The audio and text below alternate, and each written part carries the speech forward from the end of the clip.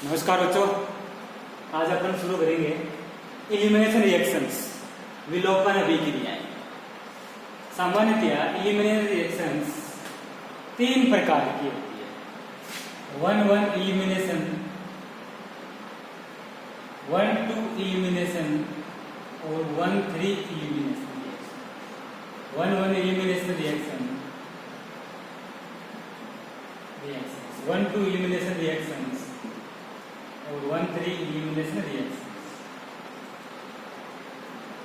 तीन प्रकार की इलिमिनेशन रिएक्शंस होती है। अब कैसे होती है? यदि एक ही कार्बन से, सबसे पहले अपन बात करें इलिमिनेशन रिएक्शंस होती क्या है, विलोपन अभिक्रिया। इनमें क्या होता है? सामान्यतया 2 सिग्मा बॉन्ड ब्रेक होते हैं, 2 सिग्मा बॉन्ड टूटते हैं और एक पाई बॉन्ड का निर्माण करते हैं। और क्या करते हैं? एक पाई बॉन्ड बनाते हैं। 2 सिग्मा बॉन्ड टूट करके एक पाई बॉन्ड का निर्माण करते हैं। वे रिएक्शन इलिमिनेशन रिएक्शंस होती है। कैसे होती है? जैसे अपन बात करें एग्जांपल्स के द्वारा समझे इसको। जैसे मैंने लिया CH3CH, यहाँ पे X और यहाँ पे हाइड्रोजन, और एक एग्जांपल तो ये लिया। दूसरा CH3CH, यहाँ हाइड्रोजन CH2X, दूसरा एग्जांपल। और तीसरा एग्जांपल CH2H CH2CH2X। अब एलिमिनेशन रिएक्शंस में क्या होता है? जैसे मान लो मैंने यहाँ पे ले लिया क्षारीय माध्यम लिया, क्षार लिया एल्कोहलिक KOH, इसमें भी एल्कोहलिक KOH ले लेते हैं, इसमें भी एल्कोहलिक KOH देते हैं। तो 1-1 एलिमिनेशन में इस बॉन्ड के दोनों इलेक्ट्रॉन यहाँ पे आ जाएंगे और ये यहाँ से हैलोजन बाहर निकल जाएगा। तो H- के रूप में बाहर निकलेगा, ये H+ के रूप में, तो HX बाहर निकलेगा। और क्या बन जाएगा इसमें? CH3CH, कार्बन पे 2 इलेक्ट्रॉन प्लस HX। तो 1-1 एलिमिनेशन मतलब एक ही कार्बन से 2 सिग्मा बॉन्ड ब्रेक हो रहे हैं, तो इसको कहते हैं 1-1 एलिमिनेशन। एक ही कार्बन से हो रहे हैं तो 1-1 एलिमिनेशन हो रहा है। और ये प्रकार का कंपाउंड बन रहा है CH3CH, जिसके ऊपर 2 मुक्त इलेक्ट्रॉन है, इसको बोलते हैं कार्बीन। तो 1-1 एलिमिनेशन के द्वारा कार्बीन का निर्माण होता है।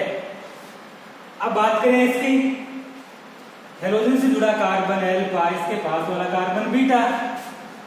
यदि बीटा कार्बन से हाइड्रोजन निकलता है, जैसे मान लो इसके दोनों, इस बॉन्ड की सिग्मा बॉन्ड के दोनों इलेक्ट्रॉन यहाँ पे आ जाए और ये X- अपने इलेक्ट्रॉन लेकर के बाहर निकल जाए, तो यहाँ डबल बॉन्ड बन जाएगा। तो CH3CH double bond CH2 plus HH। तो 1 और 2 कार्बन से समूह निकल रहे हैं, यहाँ से हाइड्रोजन, यहाँ से हैलोजन, तो इसको कहते हैं 1-2 एलिमिनेशन। 1 और 2 दोनों जगह से समूह हट रहे हैं, तो इसको बोलते हैं 1-2 एलिमिनेशन। थर्ड, यदि अल्फा, ये कार्बन बीटा, इसके पास वाला कार्बन गामा, गामा कार्बन से हाइड्रोजन निकल रहा हो, जैसे इस बंध के दोनों इलेक्ट्रॉन आ जाएंगे, मान लो इस बंध के दोनों इलेक्ट्रॉन आ गए यहाँ पे और ये हैलोजन यहाँ से बाहर निकल गया, तो ये इलेक्ट्रॉन निकल करके इस इलेक्ट्रॉन इस कार्बन से जुड़ जाएंगे। तो इस प्रकार एक साइक्लिक रिंग बनती है CH2 और ये CH2 इस प्रकार से प्लस HH। तो 1-1 एलिमिनेशन, एक ही कार्बन से हाइड्रोजन और हैलोजन का बाहर निकलना, 1-1 एलिमिनेशन। 1-2, 2 पास के कार्बन से हाइड्रोजन और हैलोजन का बाहर निकलना, 1-2 एलिमिनेशन। और 1-3 एलिमिनेशन, 1 और 3 नंबर कार्बन से हाइड्रोजन और हैलोजन का बाहर निकलना, 1-3 एलिमिनेशन। तो एलिमिनेशन रिएक्शंस इस आधार पर 3 भागों में इसको डिवाइड किया गया है, और इनमें सबसे इंपॉर्टेंट है 1-2 एलिमिनेशन, या इसको बीटा एलिमिनेशन भी कहते हैं, क्योंकि बीटा कार्बन से हाइड्रोजन का निष्कासन होता है। तो अपन पढ़ते हैं अभी बीटा एलिमिनेशन क्या होता है और कैसे इसकी मैकेनिज्म होती है, ये सब बातें। तो अपन लिखते हैं बीटा एलिमिनेशन। बीटा एलिमिनेशन में क्या होता है, ये अभिक्रिया, जैसे मान लो मैंने कोई एग्जांपल लिया CH3CH, यहाँ पे hydrogen CH2Cl, ethyl propyl chloride है, और इसकी अभिक्रिया एल्कोहलिक KOH के साथ करवाते हैं, एल्कोहलिक KOH के साथ अभिक्रिया करवाते हैं। तो हेलोजन से जुड़ा कार्बन अल्फा, इसके पास वाला कार्बन बीटा कार्बन, और बीटा कार्बन से यहाँ से ये KOH क्या करेगा, हाइड्रोजन को यहाँ से बाहर निकाल देगा। तो इसमें क्या बनेगा, CH3CH-, दोनों इलेक्ट्रॉन कार्बन पे आ जाएंगे, और CH2Cl और -H+ के रूप में ये बाहर निकल जाता है। अब माइनस से इलेक्ट्रॉन इधर आएंगे, तो इससे इलेक्ट्रॉन यहाँ पे आएंगे, तो ये Cl यहाँ से हट जाता है। तो क्या बन जाएगा, CH3CH, यहाँ हो जाएगा डबल बॉन्ड, CH2 और Cl- बाहर निकल जाता है। तो H+ और Cl- मिल करके HCl का निर्माण कर लेते हैं, इसको कहते हैं बीटा एलिमिनेशन रिएक्शन। अब अपन बात करें, इस अभिक्रिया में बीटा कार्बन से हाइड्रोजन का निष्कासन होता है, H+ बाहर निकलता है। तो अपन देखें, जैसे मान लो हमने कोई एग्जांपल लिया CH3CH2CH2Cl, N-ब्यूटिल क्लोराइड लिया हमने, N-ब्यूटिल क्लोराइड। अब N-ब्यूटिल क्लोराइड में ये कार्बन अल्फा और ये कार्बन बीटा, तो बीटा कार्बन से किसका निष्कासन होगा, in presence of alcoholic KOH। तो बीटा कार्बन से हाइड्रोजन निकलेगा, यहाँ आ जाएगा माइनस, तो यहाँ से H, यहाँ से Cl, इसको मैं ऐसे लिखूं H, और यहाँ से H और यहाँ से Cl के बाहर क्या निकल जाएगा, HCl। तो CH3CH2CH double bond CH2 plus HCl। तो 1-ब्यूटीन एल्कीन का निर्माण होता है, इसको कहते हैं 1-ब्यूटीन। यदि अपन एग्जाम्पल, जैसे ये तो है N-ब्यूटिल क्लोराइड, अगर अपन एग्जाम्पल ऐसा ले लें CH3CH2CHCl CH3, secondary butyl chloride, ये अपन ने सेकेंडरी ब्यूटिल क्लोराइड। अब सेकेंडरी ब्यूटिल क्लोराइड में ये कार्बन अल्फा, ये बीटा, ये कार्बन अल्फा, तो इसके पास वाला बीटा। अब इसमें 2 बीटा कार्बन है, इंपॉर्टेंट बात। अब कहां से हाइड्रोजन बाहर निकलेगा, ये ध्यान देंगे, ये बात है। In presence of alcoholic KOH, यदि अपन यहाँ से हाइड्रोजन बाहर निकाले, यहाँ से H, यहाँ से Cl, तो डबल बॉन्ड यहाँ आ जाएगा। तो पहले ऐसा प्रोडक्ट बन सकता है CH3CH2CH double bond CH2 plus, और क्या संभावना है, यदि इस बीटा से हाइड्रोजन बाहर निकलता है तो यहाँ डबल बॉन्ड आता है। तो दूसरा प्रोडक्ट ऐसा बन सकता है CH3CH डबल बॉन्ड CH3। तो ये तो हो गया 1 नंबर पे डबल बॉन्ड है, तो 1-ब्यूटीन, और ये 2 नंबर पे डबल बॉन्ड है, तो ये तो हो गया 1-ब्यूटीन, और 2 नंबर पे डबल बॉन्ड है, तो ये हो गया 2-ब्यूटीन। तो 1-ब्यूटीन और 2-ब्यूटीन 2 प्रोडक्ट बनने की संभावना है। अब कौन सा प्रोडक्ट ज्यादा मेजर होगा, अधिक मात्रा में बनेगा, और कौन सा प्रोडक्ट माइनर होगा, कम मात्रा में बनेगा, इसका निर्धारण करने के लिए एक वैज्ञानिक आया जिसका नाम था सेथ-जेफ। इसको कहते हैं सेथ-जेफ का नियम, दैट इज मोर इम्पोर्टेंट।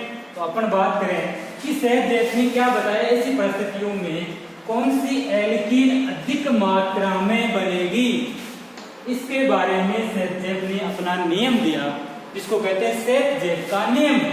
तो अपन बात करें सेथ-जेफ रूल, सेथ-जेफ का नियम। सेथ-जेफ के अनुसार किसी भी विलोपन अभिक्रिया में जब एक से अधिक एल्कीन बनने की संभावना होती है, तो वह एल्कीन अधिक मात्रा में बनती है जिसमें कार्बन कार्बन द्विबंध से अधिक संख्या में एल्किल प्रतिस्थापी जुड़े हुए होते हैं। जैसे अपन एग्जांपल ले रहे हैं, अब इससे 2 प्रकार के एल्कीन बनने की संभावना है। अब कौन सी ज्यादा मात्रा में बनेगी, तो यह है 1-ब्यूटीन, तो ये डबल बॉन्ड, और और इससे एक एल्किल समूह जुड़ा हुआ है, कार्बन कार्बन द्विबंध से एक एल्किल, इधर कोई एल्किल समूह नहीं जुड़ा हुआ है।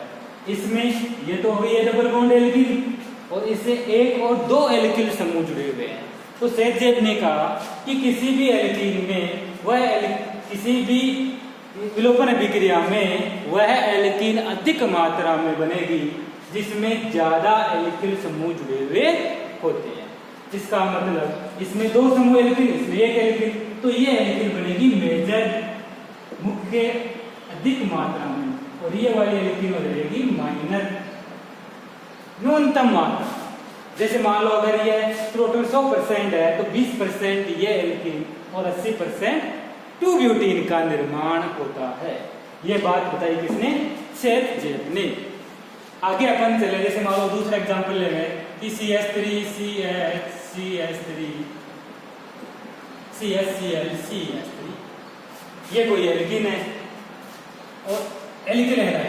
अब इसकी अभिक्रिया अपन एल्कोहलिक KOH के साथ करवाते हैं, एल्कोहलिक KOH के साथ।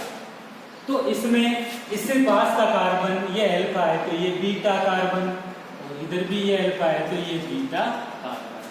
अब इसके पास भी हाइड्रोजन है, इसके पास भी हाइड्रोजन है। अगर यहाँ से हाइड्रोजन हटता है तो यहाँ डबल बॉन्ड बनता है, यहाँ से हाइड्रोजन हटता है तो यहाँ पे डबल बॉन्ड बनता है। तो इससे दो प्रकार की एल्कीन बन सकती है। अब देखो अपन बनाते हैं। सबसे पहले मान लो यहाँ से हाइड्रोजन हट रहा है तो यहाँ डबल बॉन्ड आ रहा है, तो पहली एल्कीन तो ये बनने की संभावना है CH3 CH CH3 CH, यहाँ जाएगा डबल बॉन्ड CH2। यदि यहाँ से हाइड्रोजन हटता है तो दूसरी एल्कीन बनने की संभावना यह है, यहाँ डबल बॉन्ड आ जाएगा तो CH3 CCH3, यहाँ आ जाएगा डबल बॉन्ड CH3। अब दोनों दो प्रकार के प्रोडक्ट बन रहे हैं। अब दोनों में से ज्यादा मात्रा में कौन सा बनेगा इसके बारे में बताया सेठजेब ने। तो ये क्या कह रहा है कि कार्बन कार्बन डबल बॉन्ड से जितने ज्यादा एल्किल प्रतिस्थापी होंगे वह एल्कीन अधिक मात्रा में बनेगी।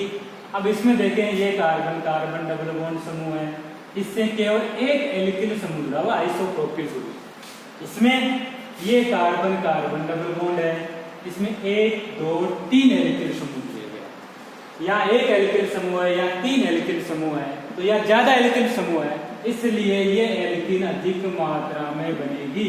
तो ये हो गया मेजर प्रोडक्ट और ये वाली हो जाएगी माइनर प्रोडक्ट। तो सेठजेब के अनुसार मेजर और माइनर प्रोडक्ट का अपन निर्धारण कर सकते हैं। नेक्स्ट एग्जांपल समझे अपन इसको। जैसे अपन ने कोई एग्जांपल लिया, साइक्लिक एल्केन लिया, साइक्लिक एल्केन हैलाइड लिया। जैसे मान लो ऐसा एग्जांपल लिया अपन ने कि यहाँ पे CH3 ग्रुप जुड़ा हुआ है, यहाँ Cl जुड़ा हुआ है, Cl। अब इसकी अभिक्रिया अपन एल्कोहलिक KOH के साथ करवाते हैं, विलोपन अभिक्रिया, बीटा विलोपन अभिक्रिया। तो ये कार्बन हेलोजन से जुड़ा हुआ कार्बन अल्फा कार्बन, और इसके जस्ट पास का कार्बन बीटा कार्बन, इसके जस्ट पास का ये भी बीटा कार्बन। अब यहाँ पर भी हाइड्रोजन है, तो अगर यहाँ से हाइड्रोजन हटता है तो डबल बॉन्ड यहाँ बनेगा, यहाँ से हाइड्रोजन हटता है तो डबल बॉन्ड यहाँ बनेगा। तो इससे दो प्रकार की एल्कीन बन सकती है। जैसे माना अपन ने यहाँ से हाइड्रोजन हट रहा है तो पहली एल्कीन इस प्रकार की बनेगी, यहाँ आ जाएगा डबल बॉन्ड, यहाँ CH3 है, प्लस अगर यहाँ से हाइड्रोजन हट रहा है तो यहाँ डबल बॉन्ड आ जाएगा। दूसरा प्रोडक्ट ये बनने की संभावना है, यहाँ डबल बॉन्ड CH3। अब दोनों में से कौन सी अधिक मात्रा में प्राप्त होगी तो अपन लगाते हैं सेठजेब का नियम, और सेठजेब के नियम के अनुसार ये है अपना carbon carbon double bond alkene. इधर भी एल्कीन से सिंगल बॉन्ड से एक समूह जुड़ा हुआ है एल्कीन, इधर भी एक समूह जुड़ा हुआ है, तो इससे दो एल्कीन समूह जुड़े हुए हैं। इधर बात करें अपन, इसमें देखो ये कार्बन कार्बन डबल बॉन्ड। अब इसमें एक एल्कीन समूह ये रहा, एक इधर है 2, एक इधर है 3, इसमें 3 एल्कीन समूह जुड़े हुए हैं। तो जितने ज्यादा एल्कीन समूह होंगे वह एल्कीन मेजर प्रोडक्ट होगी, अधिक मात्रा में बनती है। तो ये होगा मेजर प्रोडक्ट, ये होगा मेजर, और ये वाला हो जाएगा माइनर प्रोडक्ट। तो ये एल्कीन अधिक मात्रा में बनती है। तो सेहजेब के नियम के अनुसार विलोपन अभिक्रिया में एल्कीन की मात्रा का निर्धारण कर सकते हैं कि कौन सी अधिक मात्रा में बनेगी और कौन सी कम मात्रा में बनती है। नेक्स्ट अपन चले, नेक्स्ट एग्जांपल ले रहे हैं। जैसे मान लो कई बार एग्जाम्स में पूछते हैं अलग प्रकार से, तो एक बार एग्जाम्पल में आया था एग्जाम्पल, जैसे ऐसा प्रकार का एग्जाम्पल आया CH3C CH3, यहाँ पर भी CH3 जुड़ा हुआ है, CH2 CH Cl और CH3, ये एल्किल है। अब इसमें क्या होगा, इसके अभिक्रिया पर एल्कोहलिक KOH के साथ करवाएं तो क्या प्रोडक्ट प्राप्त होगा। अब हेलोजन से जुड़ा कार्बन है अल्फा, अपन जानते हैं इसका पास का कार्बन बीटा, इसके पास का कार्बन बीटा।